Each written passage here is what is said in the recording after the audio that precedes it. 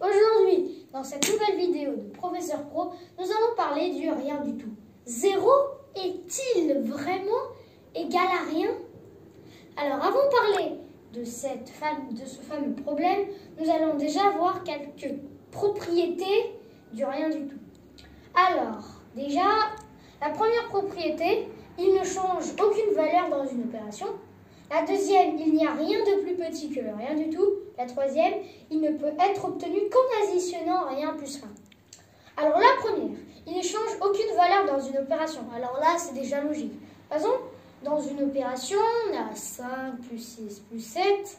Si on ajoute un nombre, eh ben, c'est égal à 5 plus 6 plus 7 sans le nombre. Donc, c'est-à-dire que ce nombre, il est rien du tout. Il ne change aucune valeur. Là, 2. Il n'y a rien de plus petit que le rien du tout. En plus, c'est assez logique.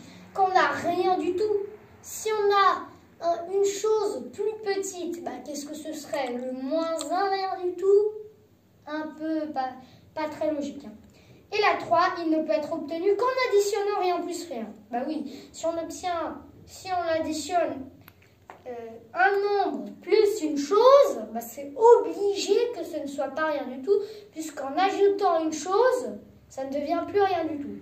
Alors, déjà, revenons à notre fameuse question, est-ce que 0 est égal à rien du tout? Alors là, 1, il ne change aucune valeur dans une opération. Et là, ça peut paraître assez logique. Alors ici, on peut dire oui et non. Dans une addition, oui, il ne change aucune valeur. Dans une multiplication, non. Regarde, par exemple, 5 plus 6 plus 7. Alors, 5 plus 6 plus 7, alors, on peut changer. Cette opération, elle est commutative, c'est-à-dire qu'on peut faire 5 plus 7 plus 6, 7 plus 6 plus 5, ou 7 plus 5 plus 6, comme on veut. Donc déjà, on va calculer ce qui est facile à faire. 6 plus 5, 11, plus 7, ça fait 18. Donc 5 plus 6 plus 7 égale 18. En ajoutant 0, ça fait toujours 18. Et en ajoutant encore 0 et encore, ça fait toujours 18. Ça ne change aucune valeur. Par contre, dans une multiplication, 5 fois 6 fois 7, si on multiplie par 0, alors la réponse sera toujours 0. Alors, le rien du tout en multiplication, ce sera plutôt 1. Voilà.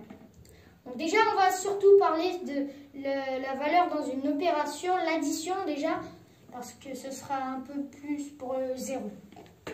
Alors là, 2, il n'y a rien de plus petit que le rien du tout. Alors, est-ce qu'il y a quelque chose de plus petit que 0? Alors, direct, vous vous dites, bah non. 1, c'est plus grand que 0, 2 aussi, 3 aussi. Mais vous oubliez aussi les nombres négatifs. Moins 1 est plus petit que 0. Moins 2 aussi. Hein. Moins 3 aussi. Voilà. Donc 0 ne peut pas être rien du tout, puisque moins 1, moins 2, moins 3, moins 4, moins 5, jusqu'à l'infini, sont plus petits que 0. Donc 0 ne peut pas être rien du tout. Déjà, ça c'est sûr. Donc on peut déjà noter 0 n'est pas égal à rien. Alors après, pour ça, on pourra dire que 0, est-ce qu'il ne peut être obtenu qu'en additionnant rien plus rien? Ben non, puisque moins 1 plus 1 est égal à 0. Donc il peut être obtenu en ajoutant une chose. Donc ce n'est pas égal à rien. 0 n'est pas égal à rien. Alors donc il obtient que la première propriété et en plus ce n'est que l'addition, donc 0 n'est pas égal à rien du tout. Alors il y a une deuxième chose, c'est que c'est la multiplication par rien du tout. Alors déjà, par exemple, 0 factoriel est égal à 0. 2 puissance 0 est égal à 0. Eh bien, non. C'est égal à 1.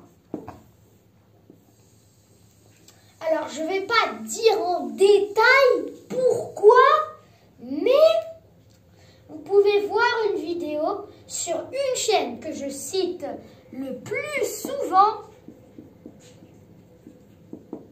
Michael Launay.